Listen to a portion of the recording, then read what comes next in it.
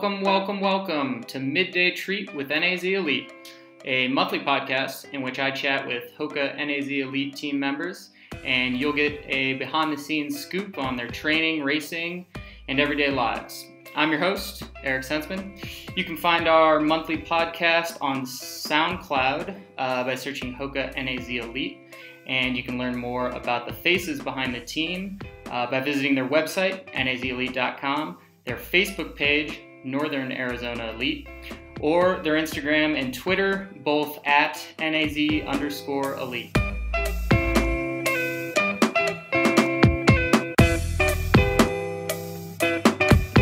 On this episode of the podcast, I sit down with NAZ Elite's Aliphine Tuliamuk, and we discuss how she got to join NAZ Elite, where she came from previously, what she's enjoyed about Flagstaff so far, and then we go back to a recent injury that had her second-guessing herself, and following that, two back-to-back national titles that she won, her 8th and 9th of her career.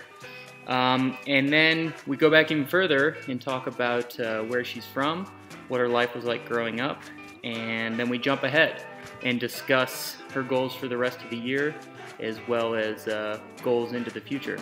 So sit back and enjoy this episode with Aliphine.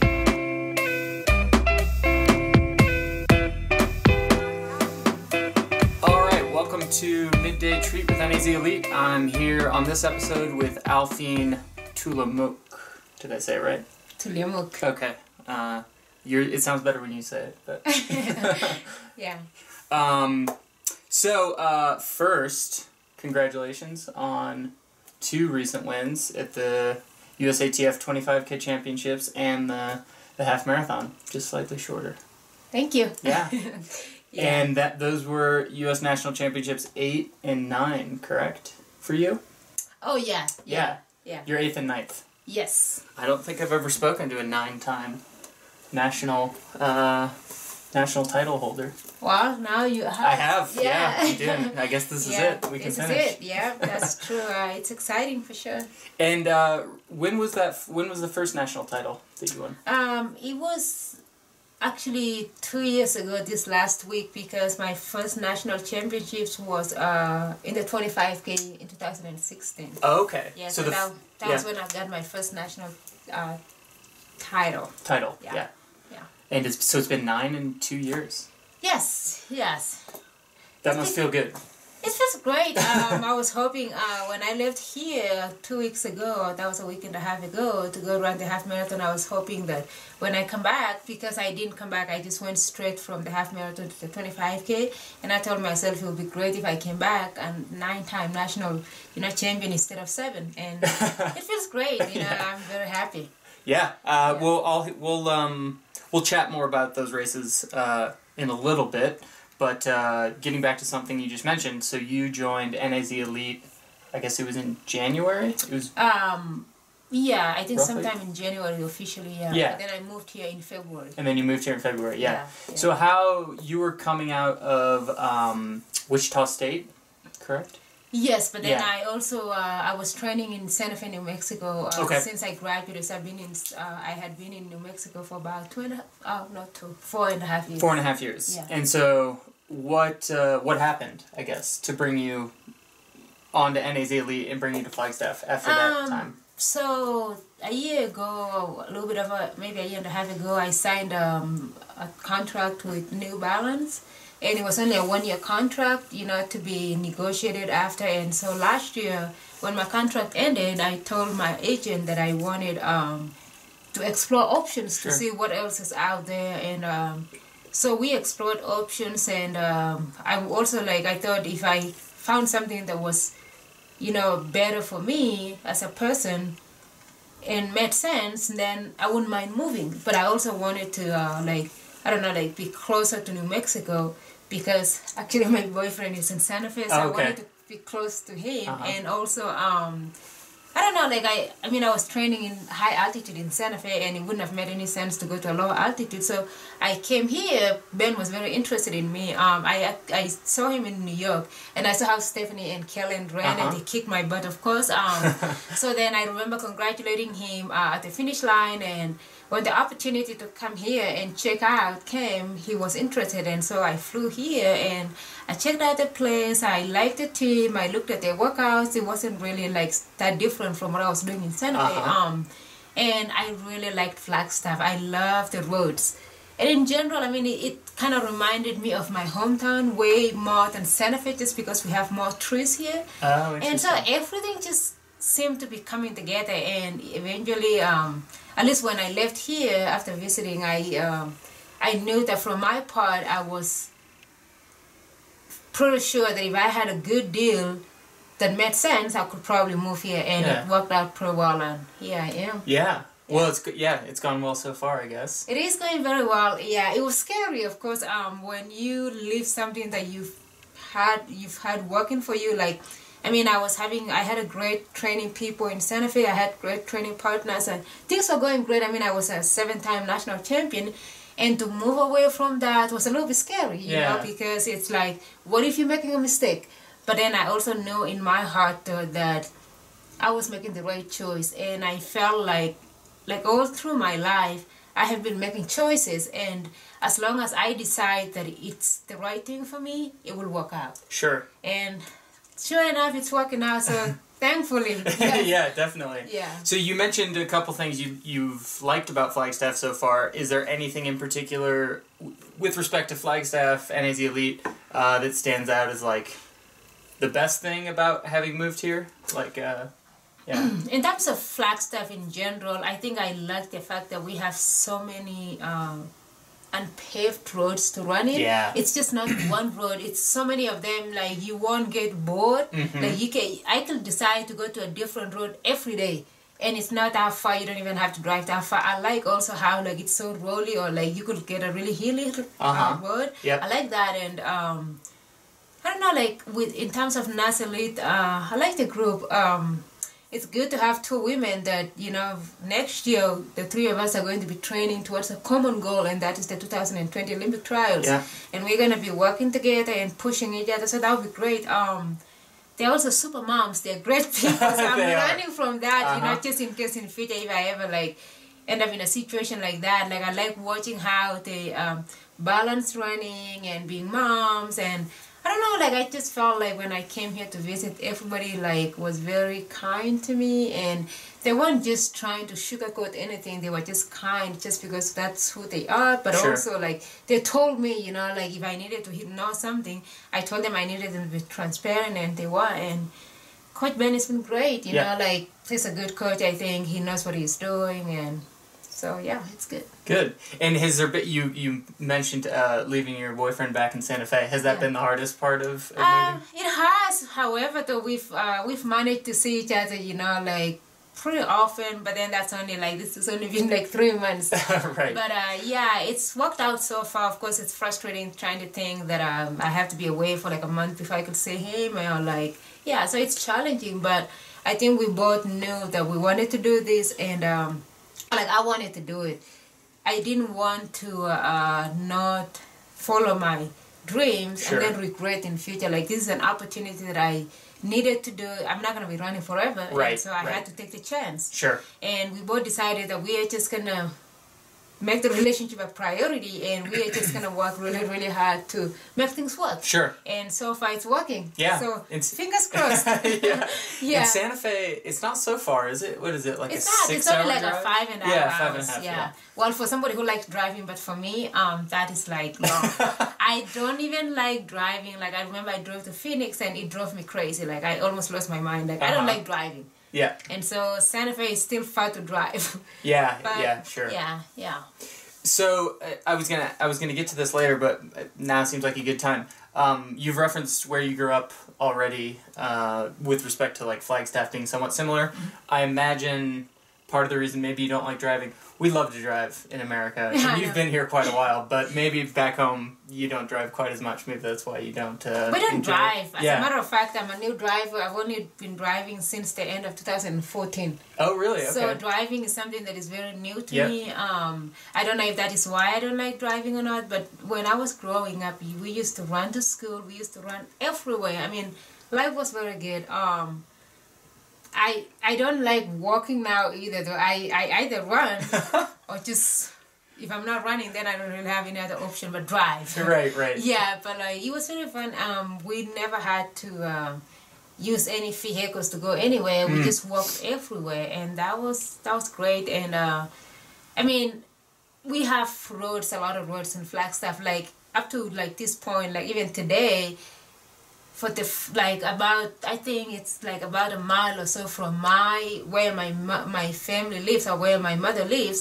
There's no road. It's just like a path. Oh, okay. And so we still have to walk everywhere. But the terrain, it's a little bit higher in elevation, but the terrain looks just like, kind of like Flagstaff, not just like, because it's more green, that we have more grass. Okay. But I just feel like if you compare Flagstaff to Santa Fe, for example, Santa Fe is so much drier. Yeah. And so the greener and the more hills we have, the better for me. Yeah, I see. Yeah. And how far was school from your home? 2 miles. 2 miles. I didn't know that until I went home. I actually thought really? it was longer than that. You did, yeah. When I was home, I would run, and it's exactly 2 miles. Yeah. To where we have the school that I went to, and that's also where we have the shopping center. Okay. Yeah, not that we buy a lot of stuff anyway, because Sure. we grow pretty much everything. I mean, like back home, we have our own cows, so we don't have to buy milk. We grow our own vegetables. We grow our own corn. So the only thing that we really buy is sugar and salt. Really, like, wow. so. Yeah, I know, it's That's a beautiful cool. life. Yeah, it is. Yeah, but like it's 2 miles. So when I was growing up, I would run for 2 miles to go to school in the morning. That was like when I was in 1st grade until 3rd grade, and then if you were in 4th grade to 8th grade, you had to like come back after lunch. Okay. So then we would go to school in the morning, run 2 miles to school, come back for lunch, go back to school, and then say if it happened that you got home and your mom needed something, then you had to go back. And seriously, that would be like, what, 12 miles? Yeah, that 8? right.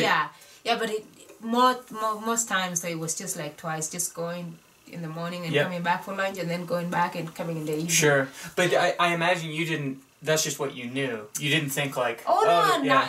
It wasn't training, and even today, kids are still doing that. Kids are running to school. It has nothing to do with training. It's just how we live. It's the way of life. Yeah. Yeah. Right. And what's the name of the village? I know it's not very big where you're from, right? It's a pretty small village. Yeah, like so. Let's say like the exact name of where I was born and grew up. The name is Posoy. Okay. Yeah, Posoy. But I mean that's like really, really small. Okay. Like when I tell people where I come from, I say I'm from Kapinkuria, and that is like, you know, a bigger town that you could find on a map. Okay. Yeah. Okay. Yeah, and that's about probably like 3-4 hours away. And in that case, again, you didn't have a car. If you ever went there, it was by bus or something? Well, we didn't have like individual cars, and even today, no, like there's public means of transportation. It's mostly smaller cars. Okay. Yeah, not really buses. No, Okay. I mean, we don't have a lot of people wanting to go to the city. Sure. What for? Yeah. Right. Yeah. So it's just like a smaller vehicles. Okay. Yeah. And I understand you had have 31 siblings? I right? do. Yeah. I have 31 siblings, yes. And no, it's not from one mom. 4 of them. 4 mothers, okay. Yeah. And so you must have had quite a few of your siblings around the same age you were running to school with and back? Yeah. I did. But actually the one thing that I kind of forget to mention is, so even when, like, before I really started school, I went to stay with my aunt. Okay. And so I was the only child, you know, would be staying with her for a long time. And that was actually close. It was like about a mile away or so from school. And so I didn't really go to school with my siblings, not every day anyway, because I was staying with my aunt, but we went to the same school. Yeah. And I am also one of the oldest. Of the group, okay. Yes, yes. I think at the time when I was like really, really young, like I think my dad had, 2 wives at the time? Actually 3. I remember, yeah, he was 3, but then, yeah, and then he later on married his 4th wife. Okay, yeah. But you were, kind of the so I'm one of the among first. the oldest, Yeah, right, yes, right. Yeah. Have any of your siblings turned into distance runners or in the Well, US, actually, I have only one brother now. He's going to, gosh, I can't remember the name now. He's going to school in Virginia. Okay. He's a freshman. Liberty, yeah. Yes, he's a freshman at Liberty now. He's still learning to run. I mean, he was never a runner. It was just that he saw me run and he wanted to come to America so badly. And I encouraged him, and he finally took on running like 2 years ago. Oh, okay. And it worked out, so I'm really excited for him. He still has a long way to go. Sure. He still have a lot of things to learn, but I think he will do well. Awesome. Yeah, but awesome. other than him, none of my other siblings wants to run. And actually, like, I think it's just because of how the community is. So we have a lot of runners in Kenya. But in the past, I think the stereotype has been that runners are those that are not smart in school. And so if you had a kid who was really smart in school, they didn't care about running. I see. They didn't care about sports. But then if you had somebody who had the passion for sports, they didn't care about school. And right. so my siblings, like they've all gone to school and they just didn't want to like worry about running. Like, sure. They just wanted to go to school. Yeah. I mean, in a lot of ways, if you can just be good at school and then get a good job, it's maybe easier than having to run really fast. It's not the easiest thing to do.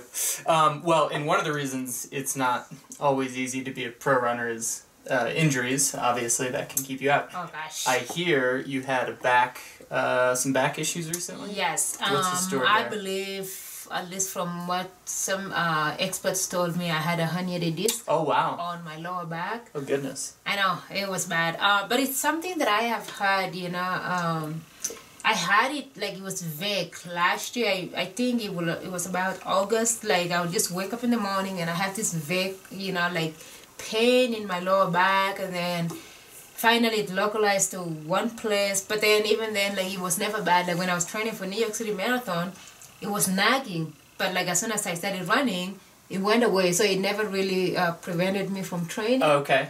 And it wasn't until February 11th. Just when I got here, like my second week. Okay. Yeah, my second week of moving to Flagstaff. Yeah. It was the first time that I was going to run 22 miles. We were doing a long run, and Ben had me doing 2-mile warm-up, 4 miles at 5:50, and then 10 miles at like around 6:30 or something. So I did my first part of it, and then when I was running the middle 10 miles, my back just kept getting worse and worse and worse. And I kept running. I mean, I think I'm pretty, I'm not the smartest athlete, I think, sometimes. Maybe you just have a high pain tolerance. No, maybe, I don't know. But I kept thinking, well, maybe it will go away. And then I kept thinking about, like, I have a 22-mile long run. I want to do it.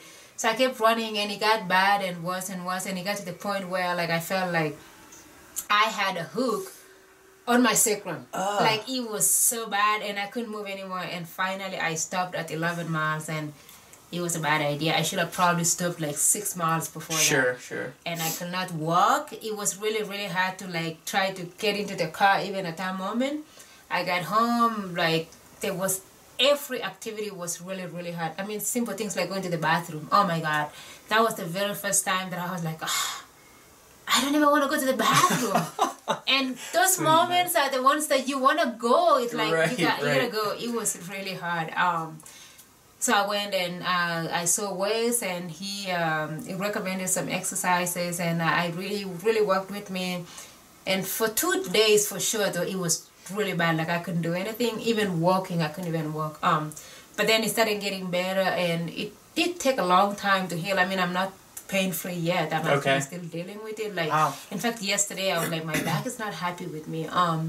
But at least it's to the point now where I can run. Sure. And like, I've run a couple of races before these championship races. I still had issues with my back, but it never bothered me when I was running. However, I think my body just knew that I wasn't ready. Like when I ran Cherry Blossoms, I wasn't in so much pain, but like my body just couldn't, like, when they made the move, I couldn't go. I felt my body felt like really tired, and my hips felt like somebody was crushing them or was hammering them. Sure. So I think that was just my body protecting me. Right. But like after that though, like things have gotten better, and obviously, you know, I had 2 great races, so yeah, I'm grateful. And yes, like it's true what you say, like a lot of people can handle professional running. It's so much pressure, and injuries are part of the, it's like part of the job. Yeah, you're gonna get injured. It's the nasty part of it, and some people are more prone to injuries than others. Right. Luckily for me, I have not really gotten injured in the past, so this was big for me. Right. Even though I'm sure that a lot of people would be like, you're very lucky, you sure. know, it didn't last long, and I'm like, hallelujah, can I get amen? That's right. Yeah. Did it require like significant time off back in February? Like, did you take a whole week off? I took 2 weeks off. 2 weeks, okay. Yeah, and then I did a lot of elliptical. Okay. And you know, I was excited when I was doing elliptical. I actually tried upward choking. Oh yeah. It didn't work. Okay. No. That was I was afraid that I was gonna sink. I tried for 30 minutes and no, that was not my thing. And then I tried biking, like stationary bike, of course, because I don't know how to bike. And that my back was not happy with that. So then I tried elliptical and it was good. And so the next day, Ben suggested I should try elliptical. I had never tried it. He has one here, right? Yeah, but I was only confined to take a ride because, again, I don't know how to ride a bike, and I will never, like, if I had to take the elliptical outside, I wouldn't get any exercise because I would be, like, worried that I'm gonna fall, you know, like, but I did a lot of that, like, most of my build-up, I think, for at least probably, like, a month, I just did elliptical to the point where I just got tired. I'm sure. It's great. I was sweating a lot, but like, I am just not, anything else that is not running is not fun for me. Right. And so that was hard. But the elliptical really, really helped though. It was a great tool to have. I hope I won't need it anytime soon. Sure. Yeah, hopefully you can just run. Yes, yes. Well, yeah, so you worked through it. So if you were doing that for about a month, that got you into March, so you were kind of... I ran New York City Half Marathon on March 18th. Yep. I was still doing a lot of elliptical. Okay. Because, like, I mean, I took completely 2 weeks off, and then even when I started, I wasn't running much. Okay. I was just running a little bit and doing a lot of the elliptical, and I had to continue doing the elliptical for a while. I think...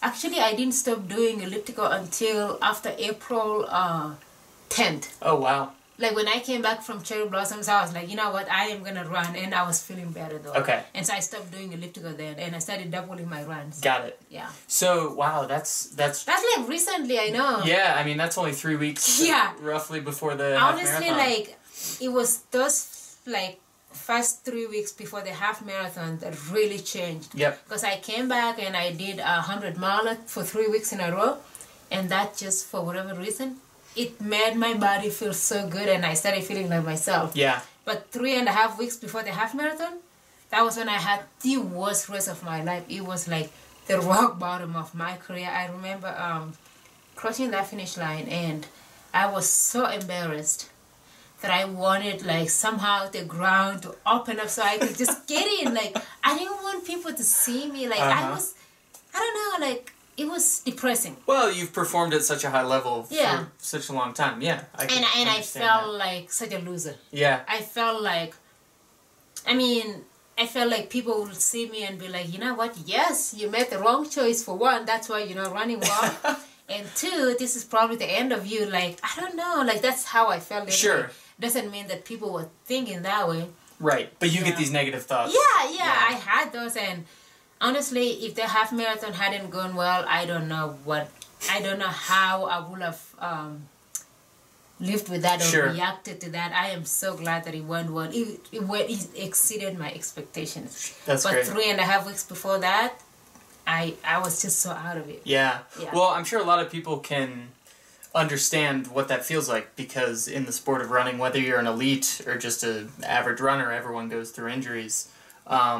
What gave you, a lot of being successful is confidence and believing you can win. What gave you that confidence going into the half marathon? Was it just those 3 weeks before where you were running more and you were feeling better, and that was enough to get you mentally prepared, or? I think it was mostly that, you know, like it was mostly knowing that I had done 3 weeks of high mileage and my back was feeling good and I was beginning to feel good. And actually, like, going into the race, I was really tired on Monday because I did a long run on Monday and I was super tired. Tuesday, I did only one run. Wednesday, by Thursday, my God, I have never felt like that before. I was feeling so good, so light. I was doing my strides and a mini fat lift that I had, and I was just flying. And I remember telling Ben, like, I cannot believe what's happening to me. I hope this will translate well to a race, but right. I was feeling amazing. Yeah. Like, usually when I go to a race, I'm a little bit grumpy and like sluggish, but this, before the half marathon, I was peppy. Yeah. Yeah, and so that gave me a lot of confidence, but at the same time, though, I was running against, you know, some really good runners. Sarah Hall, for example, she's really, really tough. Yes, she and is. Really good. And she had posted, I think, a tweet about running a 15-mile PR on like in a training run. Yeah, I think it was like a tempo or something, and I'm thinking, holy crap, I am so screwed right now. Yeah, and when, you know, she was debuting, even though she was debuting, she had ran really, really good 2 races prior to that, and so I was nervous. And going into it, I just had to believe in myself that I had it in me and that it was gonna go well. The thing that I did not prepare for, though, is running fast. Sure. Even though I was the one who took the best, you know, like, it wasn't like the women pushed it. It was just me, but I felt great. Like, on the part of the course that was, you know, down or like flat, I ran so fast that I look back right now and I'm like, wow, that was amazing. Yeah. Yeah, so it was good though. Did it occur to you then, or maybe sense that that time off was what allowed you to show up prepared? Like, in some ways, like the injury was helpful or something? I don't know, but the one thing though that I will have to say about when I was injured, like for example, the first 2 weeks, I was calm. I told myself that maybe this is for the best. Yeah. Like, my body does need rest. I haven't been injured, you know. I've been running for the last, 8.5 years? Right. Without a significant break. Yeah, and so sure. I was like, well, since I'm taking this time off,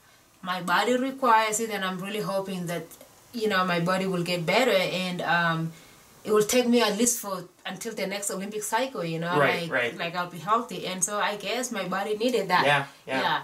I mean, I think I hear people say that when you're injured, your body is getting to the breaking point where it can't handle it anymore. Right. Yeah. So I guess I needed it. Yeah. Right. Well, then you had 5 days between. 6. Was it 6? Yeah, 5. Because I ran on Sunday and then ran on Saturday. Saturday, okay.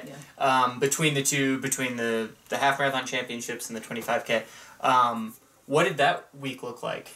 Did you easy? Okay. Yeah. So I flew to Detroit on Monday and went and stayed in Lake Orion at an apartment with the Hanson Group. Thanks to them. So I just did. Like on Monday, I actually ended up doing an easy 10-mile run. Tuesday was pretty easy. Wednesday was easy. And then on Thursday, I had 12 or so minutes of fat lift, like 1 on, 1 off. Okay. Nothing crazy. Yeah. And in fact, I wasn't even pushing myself, but I was still feeling good and I was still tired. Friday was easy. Saturday was a race. So there was nothing. It was more about the recovery than trying to get any kind of fitness. Yeah. And so did you feel that week like that the recovery was going well and you continued to have that confidence going into the 25K? So in the beginning of the week, I was a little sore, but physically I felt good, except the soreness on my legs. But then on Thursday, I want to say, like Thursday evening-ish, I felt this exhaustion. But it was never like physical. It was mostly emotional, like emotionally. I think so. Then I thought about the week before that.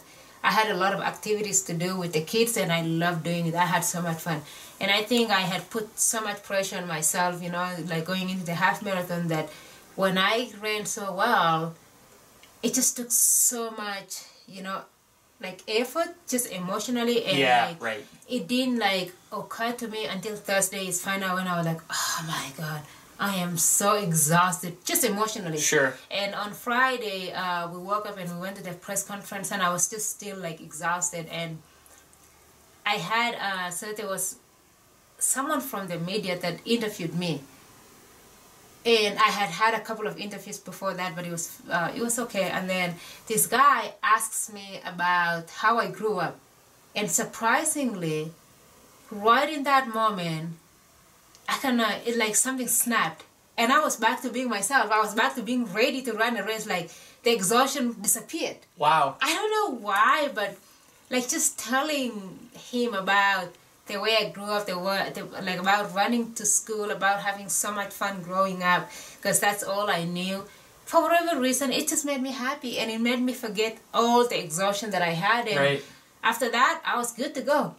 Do you have a race this weekend? Because I feel like no, this might no, absolutely not. No, I do not have a race. It's not going to happen a second time. No, that would be a misplaced priority. No, I don't have any race this weekend. Thank God. I'm however excited about my long run. Good. I haven't done long run in about 2 weeks. Okay. So I am super excited for my Saturday long run. Where are you guys going for that one? Oh, I don't remember where exactly we're going to, but I have 18 miles, so nothing fancy, just out and back. Get out and run. I look forward to that. Good. Yeah. That's really amazing, though, that sort of turned the week for you. Like, I cannot imagine, I cannot believe how just somebody asking me about my past. Because everybody else had been asking me about, how the race was going to go, what I thought and all that. But then, like, just someone asking me about growing up. Right. It just reset everything. Yeah. Yeah, and the one thing that I learned though is that I can handle the pressure of traveling from one race to the next. Like, as soon as I got to Flagstaff, like, I just reset. Like, I could even have a race this weekend and not have to worry, like, not complain. Except I'm not going to do that.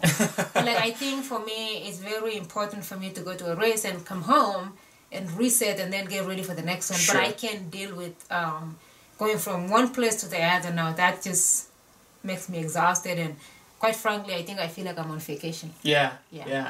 But this experience taught you that it can work? Yeah. Well, as long as somebody asks me about my past. Well, so that was in Grand Rapids then? Yes. Yeah, so I heard from Ben and from Scott Fauble, your teammate who was also there and ran a very, very solid second, that you're quite good with the fans and interacting with people. They were rather impressed. Maybe they hadn't seen you in action before, but I just talk too much. No, I wouldn't say so. I don't know. I think that's just who I am, and really though, like I met a lot of friends and fans in Michigan, in Grand Rapids. Not just Grand Rapids. So there's this group that goes to a village closer to mine. It's called Hope Water International, and they're putting up wells. And so I had been talking to them before that. So I met them, and I met a lot of. They came. It was probably about like 5 to 10 people, and after that, like they kind of posted pictures of me with them, and really, like I got so many friend requests on Facebook, and I started having so many fans. And then, like even after the race, and then funny thing, I'm warming up before my race, and I'm running down the street, and a couple. Like, it was a man and probably his wife. And the woman is like, do you have 31 siblings? Of all the questions, like, I'm warming up, like, who's thinking about my siblings when I'm running? Right. But it was funny that was the question that she could ask me. So she must have heard an interview. Yeah, she must have. Yeah. So, but I think I met a lot of friends and fans this last weekend, and I don't know. I mean, I can't really tell you that I'm good with fans or not because I don't know. That's just who I am. Sure. So I don't know. I guess I'll have to take what people say. Right. But hey, I'm good. Do you think like that's something you enjoy about the sport is of course the running aspect of it, but the fact that you can have influences on people or organizations or use that position of influence, I guess, to, I don't know, do other things outside of running. Yes, and I am really, I guess, lucky or blessed is the word I should say, that I talk too much or like I'm outgoing. I'm good with people. I think I like to tell myself that I'm good with people because I don't want to just be known as a good runner. I want people to know that I'm a human being, you know, that I'm relatable. Like, I can relate with other people. I can crack jokes. I can, like, talk about other things. Sure. That is not running related. Right. But more importantly, though, like, I'm privileged to have the opportunity to use my running talent, you know, to hopefully inspire other people, because that's one of my goals. I would like to inspire other people through running. Sure. You know, and how do I do that? I mean, I can't just do that by running fast. But if I could tell my story, if I could say one or two things that will make a difference in someone else's life, then that would be great. And so that's one of the things that I aspire to get. Yeah. Well, it seems like it's working. I hope so. So that's good. Let's see. So before, I want to ask you a couple things about goals going forward. But before doing that, take one more step back. I heard a story about... Well, I wasn't given any detail. Okay. But what I was told was the first time you won prize money as a runner, I guess, was a pretty cool thing for you. Ben said that. Oh my goodness. Ben likes to talk a lot too. So I told them last week when we were driving from Phoenix. Yes, so I got my citizenship April of 2016. Okay. I was sworn in at the 29, and that was actually the day before the half marathon championships, and the half marathon was in Columbus, so I couldn't really go to Columbus, so I decided to go to Bloomsday. Okay. And I came in second place, so second place was $4,000, but then because I had become an American, I had $5,000 for United was $5,000 for an American, and oh my God. For top American? Yes, for top American. Oh, wow, okay. That is the best $5,000 I've ever won.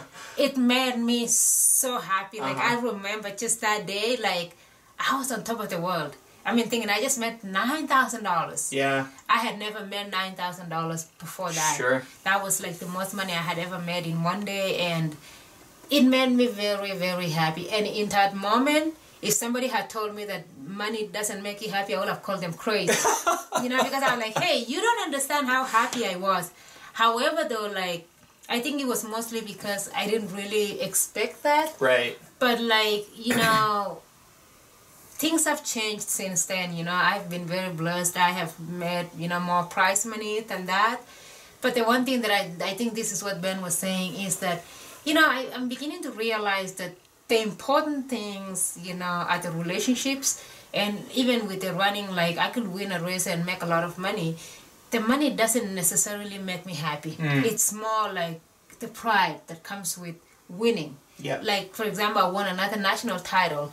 That makes me very happy. Yeah. You know, I feel like I'm inspiring people that way. It's not necessarily the money that I made that makes me happy. Sure. Of course, that's a good thing, you know, because, like, you could do things, but in itself, like, I just realized that money doesn't really make you happy, except that one time, you know, right. that I was very happy. I was very happy, you know, that one time. Well, and I understand part of the reason maybe that was so impactful was things, I guess, prior to that hadn't gone and maybe as well as you had hoped, and so you were thinking maybe this wasn't for you. And honestly, I think a couple of times I almost quit running. One time, I think it was in 2014 or 15. No, I think it was 15. I ran New York City half marathon. The week before that, training was going really, really well. I was kicking ass, and I thought I would go to New York and run really well. Yeah. I went to New York and got 8th place, ran horrible. I crossed that finish line, and I was like, I'm done. Like, I don't want to do this again. Yeah. And then, well, somehow I ended up running anyway. And again, a couple months after that, I went to run a few months after that, I ran the Big 7 in Iowa. And I came in 5th place and didn't really make much. And it was very, very hard for me to make ends meet. You know, I was living in Santa Fe, and it's like Flagstaff, the cost of living is high. And I wasn't really making enough money to pay for my rent or like to just cover my basic needs. And so it was really hard. And I decided to get a job, actually. And my job really helped me. I was able to like pay my rent and, you know, like live better and not go to a race desperate to make money. Right. And so I had not made much money until that race, you know, in Spokane when I made $9,000, and all of a sudden I had $9,000 just for me, right? Like, and I had my job, so yeah. So I think that is why it made a lot of impact, right, you know, in that moment, because I had never, like, I don't know, kind of took the pressure off. Yeah, to some extent. Definitely, yeah. And like, funny enough, though, that was in April. I'm actually May 1st, and 12 days after I ran the 25K, and of course won, and you know, made a decent prize money, and really things changed for me. It completely changed. So yes, I did say that it was the 25K that kickstarted my you know, my professional running career. But now that I think about it, I think it might have been the race in Spokane that I came in second, because after that things got really better for me. And I don't know what it is about that changed, though. I don't know, because I started running really, really well, not just in US championship races, but I also started running really well with international field. Right. Yeah. Yeah. Well, I think it's one thing to believe you can do something, but I think maybe once you've done it one time, the conviction gets much stronger. I think so. I think so. Yeah. And that, I think, helps. I think so, because like things have gone really well since then until my last race, you know, like, not my last race, but like the race I did in April. Now that crushed me. that took me to, you know, like the bottom. Back to that low place. And I think it was also a wake-up call for me, actually. Sure. It was a wake-up call for me that I needed to be serious with this, that it could just be taken just like that. So that was a good eye-opener. And honestly, at the time, like I said, I wanted to just disappear. But looking back now, I will take that just for the wins that came after that. Right. The lessons that I learned. Yeah. I'll take that any day. Yeah, and a lot of times that's what it takes before you find success. Or continued success, in your case. Well, looking forward, what are you excited about for the rest of this year? I am really excited about the fall marathon. Okay. That is the one thing that I feel right now like I haven't mastered, and quite frankly, I haven't mastered. I am really looking forward to taking time and training for marathon. Like last year, I ran New York, but I also was focusing, I think my focus last year was on winning the off-road circuit title again. Sure. And so I ran a lot of races until like even 5 weeks before New York, I was running a race. Okay. And so I feel like I never gave myself a chance to train specifically for the marathon. But this year, I am really looking forward to that. I'm looking forward to hopefully training going really well, and more importantly, like hopefully like getting the most out of myself and having a really good race. Yeah. You know, a really good fall marathon, and finally just getting that confidence that I could be a marathoner, because I feel like that is the race that I could be really, really good at. Yeah. If I can just learn how to do it. Right. I mean, people say that I'm good in the shorter stuff, but I think though that the marathon is something that it could be my thing. Sure. But until I figure it out, it's not yet. Yeah. Well, I think Ben must think that too. I hope so. He likes his marathoners. Yeah. And your teammates, Callan and Steph, have been proven success there. Yeah. And I believe they'll be getting ready for something in the fall as well. I think so. I think we all we actually all have a meeting next week to try and talk about, you know, what might be, you know, reasonable in the fall, because we all want to do fall marathon, but we don't really know which one yet. Right. And so I think we have that, and I hope we have something where like we all doing the same thing or something. So because I don't know like the right word, but I really love training with people. I use the casual word that I use. I'm a sucker for people to train with. And I would love if we all had the same ways. Like Stephanie and Kelly last year were training for New York. Right. They trained together. I would love for something like that to happen. But then again, we all have different goals. Sure. You know, so I don't know. But, you know, beyond that, though, I think the main goal really is the 2020 Olympics. Right. And that would be awesome. That's on all your Callan and Stephanie, all of you are on board there. I think all of us are now, like, once the venue was announced, we are working backwards now. Sure. You know, because that is the main goal. Right. And so we're just working backwards, like, scheduling what races to do and what not. And so, yeah. And would you see that as sort of a lifetime goal to make an Olympic team? Oh my God! Is that, yes. Yeah. Yes. Well, I think anyone would say that. I suppose. I think that's what every athlete dreams of. Right. And I have had a lot of opportunities in my life that I never thought I would have, including what we are doing right now. Quite frankly, making the Olympic team. I don't really know how to express it, but I think it would be a life-changing event for me. And it's something that once you become an Olympian, nobody could take that away from you. Right. I would love to be the first Olympian in my little village. Sure. I would love to go back and talk to kids in my village and tell them that you could run, you could get a college education, and you could be an Olympian.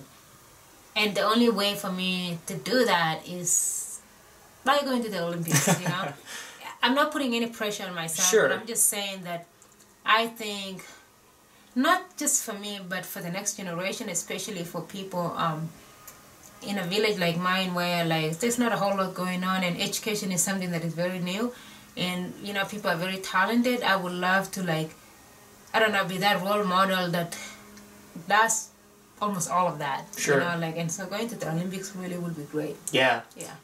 And I think for any kid, whether they're here in the U.S. or in Kenya, that, you know, kids don't know what to do with their talent. So giving them, saying, hey, this is a possible outlet for, you know, making something of yourself. Yeah. I mean, it's a beautiful time here in the U.S., honestly, to be a kid or even like an athlete. And the reason I say to be a kid is because now we have role models. I mean, Shalane Flanagan just won New York City Marathon last fall. Yep. Desi Linden just won Boston Marathon this spring. It's like this is something that has not happened, at least not in the recent past anyway. Right. And decades. And then you think about how like we've had this mentality where we think, you know, don't get me wrong, we, the Africans or the East Africans are very, very good. We are talented, we work hard and all that stuff. But I think for a long time, you know, people thought, well,